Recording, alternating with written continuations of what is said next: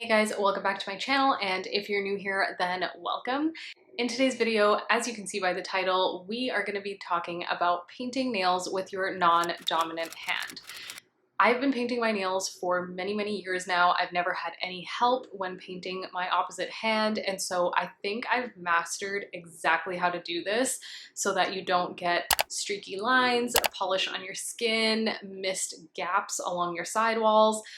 I am going to break it down for you guys in this video, so if you want to know my secrets, then please keep on watching. All right, so number one, my top recommendation is to have a steady surface to stabilize your hand on.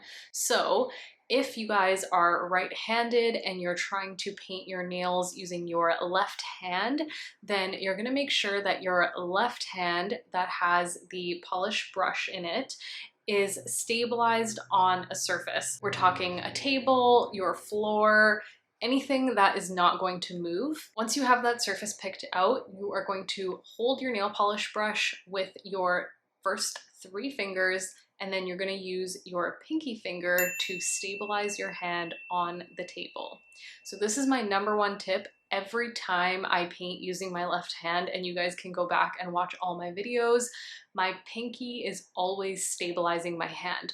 My hand is not free floating. I'm not trying to aim at my nail or drag down the polish on my nail without stabilizing my hand, because this will give you an uneven stroke. You'll probably miss your fingernail by a little bit, and it's going to be streaky because you can't control the pressure of the brush. Tip number 2 is just move your dominant hand instead of your non-dominant hand. So what I like to do is actually use the hand that has more control, which in our case would be my right hand, and I actually use that hand to help drag the polish along my nail. So if you're really not confident with moving your non-dominant hand with the brush, all you need to do is set your brush down on the nail and then slowly drag your dominant hand down so that the brush coats the entire nail bed. You can do this over and over again if you need to do the middle of your nail and then the sides of your nail. Basically, just move your dominant hand instead of your non-dominant hand. Okay, tip number 3 is to use a barrier of some sort.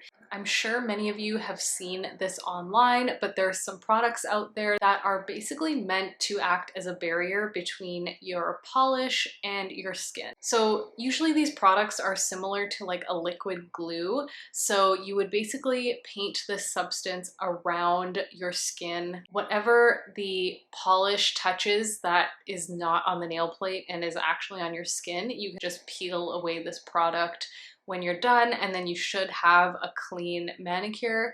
Now, I say should because I'm not sure how well they work, and if you don't paint it on really well to begin with, then it probably won't do its job very well. And keep in mind, you're painting the product on with your non-dominant hand.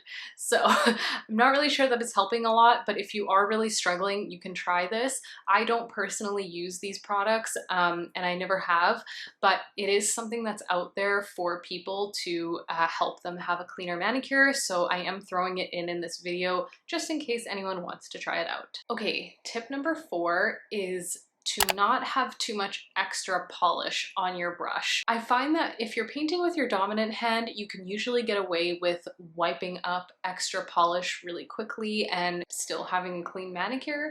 However, when you're working with your non-dominant hand, in my case, I'm usually not quick enough to grab the extra polish that's about to flood onto my skin.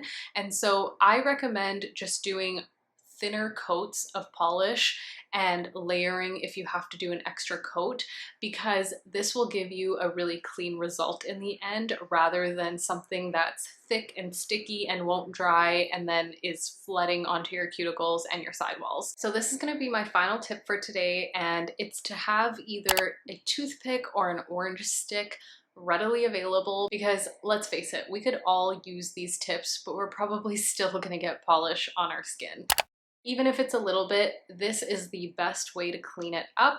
So again, a toothpick or an orange stick, and then anywhere that you notice when you're done painting your nail that you've gotten a little bit of polish maybe where it's not supposed to be, go ahead and use that toothpick or orange stick to just quickly swipe it off your skin before your polish dries. Or if you're using gel polish, then you have ample time to wipe it off before you cure your nails. All of these tips apply to really any type of polish that you're using. So this applies to regular nail polish, it applies to gel polish. So don't think that these tips are just meant for regular nail polish, because they could apply to everything. Just on a side note, for those of you that maybe are struggling to paint your nails, working with gel polish can actually be a little bit easier because the polish doesn't cure or dry until you put it under the UV lamp. And so you have a lot of time to clean up your mistakes.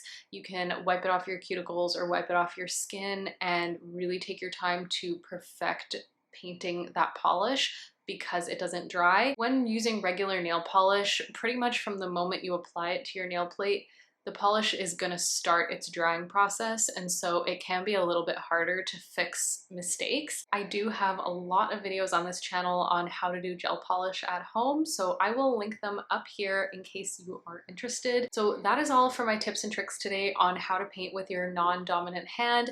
I really hope that these were helpful for you guys. If you do try any of these, please leave a comment down below. I would love to hear how they worked for you, and I'm sure other people watching this video want to know as well. So please give this video a thumbs up if you learned something, and if you want to see more videos like this, then hit that red subscribe button down below and you will get notified every time I upload a new video. With all of that being said, thank you guys so much for watching, and I will see you guys in my next video. Bye!